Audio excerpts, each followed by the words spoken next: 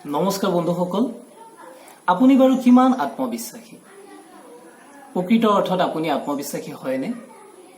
আত্মবিশ্বাসৰ ওপৰত আলোচনা কৰিবলৈ বলক আজি ভিডিঅ'টো আমি আৰম্ভ কৰোঁ। তো বন্ধুসকল, আজি আমি আলোচনা কৰিম আত্মবিশ্বাসৰ ওপৰত। আত্মবিশ্বাসে ব্যক্তি এজনৰ জীৱনত কেনেকুৱা প্ৰভাৱ পেলায়, আত্মবিশ্বাসী হ'বলৈ আমি কি কি কৰিব লাগিব, এই গোটেইখিনি বিষয় লৈ আজি আমি ভিডিঅ'টো যুগুতাইছোঁ আপোনালোকৰ বাবে।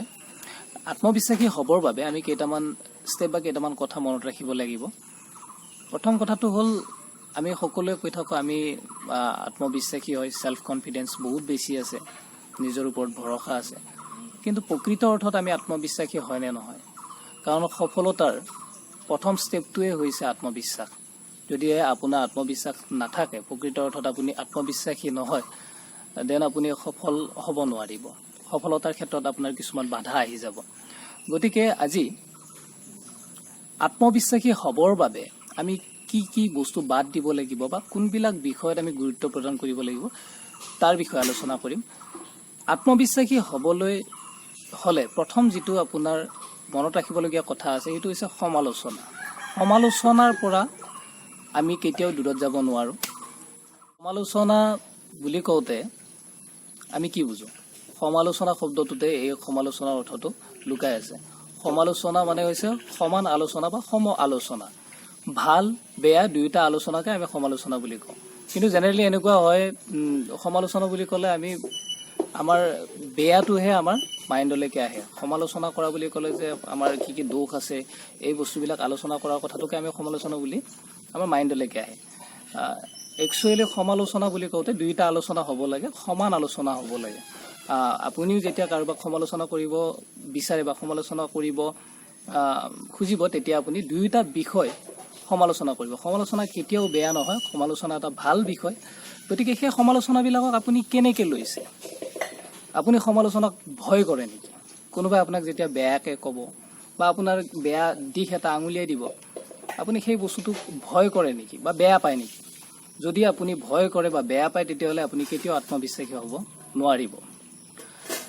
সমালোচনাৰ পৰা আমি কেতিয়াও যিহেতু দূৰত যাব নোৱাৰোঁ, গতিকে সমালোচনাটো আপুনি কেনেকৈ লৈছে, সমালোচনাটো আপুনি ল'ব জানিব লাগিব। যেতিয়া আপোনাৰ কোনোবাই ভাল সমালোচনা কৰিব, আপোনাৰ বিষয়ে ভালকৈ ক'ব, তেতিয়া আপুনি তেওঁৰ প্ৰতি কৃতাৰ্থ হৈ থাকিব। আৰু যেতিয়া আপোনাৰ বিষয়ে বেয়াকৈ কোনোবাই কিবা এটা কয় বা দোষ এটা আঙুলিয়াই দিয়ে, তেখেতৰ প্ৰতি আপুনি ধন্যবাদ জ্ঞাপন কৰিব আৰু সেই আপোনাৰ যিটো ভুল আঙুলিয়াই দিছে তাৰ ওপৰত আপুনি কাম কৰিব চেষ্টা কৰিব। কিন্তু এনেকুৱা বহুত ক্ষেত্ৰত হয় যে কিছুমানে আমাক তোষামোদ কৰে। তোষামোদ কৰাটো গম পাই নহয়, মিছা মিছিকৈ আমাক কেতিয়াবা প্ৰশংসা কৰে, যিটো আমি নিজেও বুজি পাওঁ। গতিকে সেইটোক আমি তোষামোদ বুলি কওঁ। আৰু কিছুমানে কি কৰে, আমাক তলত পেলাবৰ কাৰণে, আমাক নিম্নমানৰ দেখুৱাবৰ কাৰণে, নিজ দেখুৱাবৰ কাৰণে আমাক কিছুমান ভুল কথা, আমাৰ ভুল দোষ কিছুমান আঙুলিয়াই দিয়ে। গতিকে এইবিলাক বস্তুৰ পৰা আমি দূৰত যিহেতু যাব নোৱাৰোঁ, এইবিলাক বস্তু আমি ল'ব লাগিব আৰু আপোনাৰ কোনো যাতে ফৰক নপৰে, এই বস্তুখিনিৰ পৰা আপোনাৰ একো প্ৰভাৱ পৰিব নালাগিব লাগিব। কাৰণ আপুনি নিজৰ বিষয়ে জানে, কমপ্লিটলি জানে, আৰু আমি নিজৰ বিষয়ে নিজক যিমানখিনি জানো, নিজৰ বাহিৰে আনে কেতিয়াও আপোনাৰ বিষয়ে ইমানখিনি নাজানে। গতিকে এই সমালোচনাৰ পৰা কেতিয়াও আমি প্ৰভাৱিত হ'ব নালাগে। এইটো হ'ল আপোনাৰ আত্মবিশ্বাসী হ'বৰ কাৰণে প্ৰথম মনত ৰাখিবলগীয়া কথা। এতিয়া দ্বিতীয়তে আহিল হীনমান্যতা।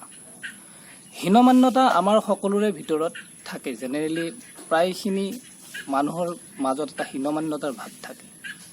তাৰ ভাৱবিলাক কেনেকৈ আহে আমাৰ মাইণ্ডত? আমি বহুত ক্ষেত্ৰত নিজকে বহুত কম বুলি ভাবোঁ। নিজৰ একো নাই, দুখীয়া মানুহ, পঢ়া শুনাত বেয়া, দেখাত বেয়া, মোৰ কোনো টেলেণ্ট নাই, এনেধৰণৰ চিন্তাবিলাক আমাৰ মাইণ্ডত যদি আহে, আমি কেতিয়াও আত্মবিশ্বাসী হ'ব নোৱাৰিম। নিজক কিয় আপুনি ইমান একো নহয় বুলি ভাবে? নিজক ভাল পাবলৈ শিকক। আমি বহুত ক্ষেত্ৰত এনেকৈ ক'ম যে আমি দুখ প্ৰকাশ কৰোঁ যে মোক কোনেও ভাল নাপায়। আপোনাক কিয় ভাল পাব লাগে বেলেগে? নিজক ভাল পাব শিকক না। নিজক ভাল পাওক। যেতিয়া আপুনি নিজক ভাল পাব, নিজৰ কাৰণে কিবা এটা কৰিব আপোনাৰ মন যাব। গতিকে এই হীনমান্যতাৰ ভাৱখিনি আমি আঁতৰত থ'ব লাগিব। তেতিয়াহে আমি সফলতাৰ ক্ষেত্ৰত এখোপ আগবাঢ়ি যাব পাৰিম আৰু আত্মবিশ্বাসটো আমাৰ গঢ়ি উঠিব। নেক্সট ষ্টেপটো হৈছে বা নেক্সট মনত ৰাখিবলগীয়া কথাটো হৈছে আপুনি নিজক এক্সপ্ৰেছ কৰক। বহুত ক্ষেত্ৰত আমি নিজক এক্সপ্ৰেছ কৰিব নিবিচাৰোঁ। আমাৰ ভিতৰত বহুত টেলেণ্ট থাকে, আমাৰ কেপাচিটি থাকে, সেই বস্তুবিলাক আমি বহুত ক্ষেত্ৰত বিচাৰিয়ে নাপাওঁ। বহুত ক্ষেত্ৰত মনে মনে থাকোঁ।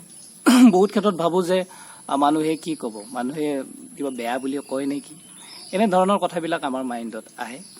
কিন্তু এইবিলাক বস্তুৰ পৰা আমি আগত যাব লাগিব। এইবিলাক বস্তু আমি এৰি আগবাঢ়ি যাব লাগিব, তেতিয়াহে আমাৰ আত্মবিশ্বাস গঢ়ি উঠিব। নিজক এক্সপ্ৰেছ কৰাৰ ক্ষেত্ৰত আপুনি যিকোনো ক্ষেত্ৰত মনৰ যিটো আপোনাৰ ভাল লগা কাম, মনেৰে যিটো কাম কৰিব আপুনি বিচাৰে, আপোনাৰ ভাল লগা কামবিলাক আপুনি কৰাৰ ক্ষেত্ৰত কেতিয়াও গাফিলতি নকৰিব। বেলেগৰ কথাত গুৰুত্ব নিদিব কেতিয়াও। নিজৰ মনৰ কথা শুনিব আৰু আগবাঢ়ি যাব। তাৰে পিছৰ মনত ৰাখিবলগীয়া কথাটো হৈছে আমি যেতিয়া কিবা এটা কাৰ্য কৰিম, কিবা এটা কাম কৰিম, কাম কৰাৰ আগতে আমি উচিত অনুচিত এই বস্তুটো বিচাৰ কৰি ল'ব লাগিব। আমি ভাল লগা কাম কৰাৰ ক্ষেত্ৰতে হওক, যেতিয়া আপুনি কাম কৰিব, নিজক এক্সপ্ৰেছ কৰিব যাব, মই কৈছোঁ সমালোচনাক আপুনি গুৰুত্ব নিদিব, গুৰুত্ব নিদি আগবাঢ়ি যাব। কিন্তু এই গোটেইবিলাক কথা বা গোটেইবিলাক কাম আপুনি কৰিব যাওঁতে এটা কথা সদায় মনত ৰাখিব, যেতিয়া আপোনাৰ কাৰ্যৰ ফলত সমাজৰ বা কোনো ব্যক্তিৰ বা কোনো প্ৰাণীৰ অলপো হানি যাতে নহয়, এই কথাটো আপুনি মনত ৰাখিব। সদায় সমাজ কল্যাণৰ হকে আমি কাম কৰিব লাগে আৰু আপোনাৰ কাৰ্যৰ ফলত সমাজৰ হিত হ'ব লাগে, সেই বস্তুটো আপুনি মনত ৰাখিব। আপুনি সফল হওক, নিশ্চয় সফল হ'ব যদিও কথাবিলাক মনত ৰাখি যায়। কিন্তু সেই সফলতাৰ যাত্ৰাটো কৰি থাকোঁতে আমি এই বস্তুটো সদায় মনত ৰাখিব লাগে। কাৰণ সফলতাৰ অৰ্থবিলাক বিভিন্নজনৰ মতে বিভিন্ন। 1 বছৰীয়া বাচ্চা এটাৰ কাৰণে নিজৰ ভৰিত থিয় হৈ কাৰো সহায় নোলোৱাকৈ খোজ কাঢ়িব পৰাটোৱে সফলতা। গতিকে সফলতাৰ অৰ্থবিলাক বেলেগ বেলেগ। আপুনি সঁচা অৰ্থত সফল হ'ব যেতিয়া আপুনি নিজৰ কামটো কৰি ভাল পাব।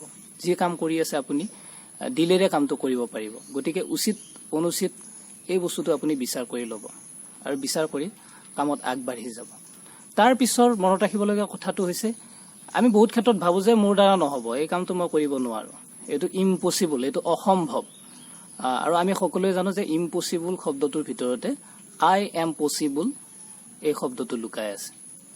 ঠিক তেনেকৈ আমি যদি অসমীয়াটো চাওঁ, অসম্ভৱ শব্দটোত অসম্ভৱ, মই পাৰিম, অসম্ভৱ এই শব্দটো লুকাই আছে। গতিকে এনেকুৱা একো কথা নাই, এনেকুৱা একো কাৰ্য নাই যিটো ক্ষেত্ৰত আমি নিজকে সৰু বা মই নোৱাৰিম বুলি এনে ভাৱ যদি মনত আহে, তেতিয়াহ'লে আপুনি বহুত পিছ পৰি যাব। গতিকে সফলতাৰ ক্ষেত্ৰত এই যিকেইটা কথা আলোচনা কৰিলোঁ, এই কথাখিনি আপুনি মনত ৰাখিব। মনত ৰাখি আপুনি আগবাঢ়িব চেষ্টা কৰিব। তেতিয়া আপুনি নিশ্চয় আত্মবিশ্বাসী হৈ উঠিব। ইয়াৰ উপৰি অন্যান্য বহুত দিশ আছে, আনুষংগিক কথা আছে। এই কথাবিলাক কৈ থাকিলে ভিডিঅ'টো বেছি দীঘল হৈ থাকিব। ভিডিঅ'টো ইমানখিনি সময়লৈকে আপোনালোকে সকলোৱে চাই থকাৰ কাৰণে সকলোকে ধন্যবাদ জ্ঞাপন কৰিছোঁ। আৰু যদি ভিডিঅ'টো ভাল লাগে বা উপযোগী বুলি ভাবে, নিশ্চিতভাৱে আপোনালোকে শ্বেয়াৰ কৰিব আৰু চেনেলটো ছাবস্ক্ৰাইব কৰি থৈ দিব। ধন্যবাদ।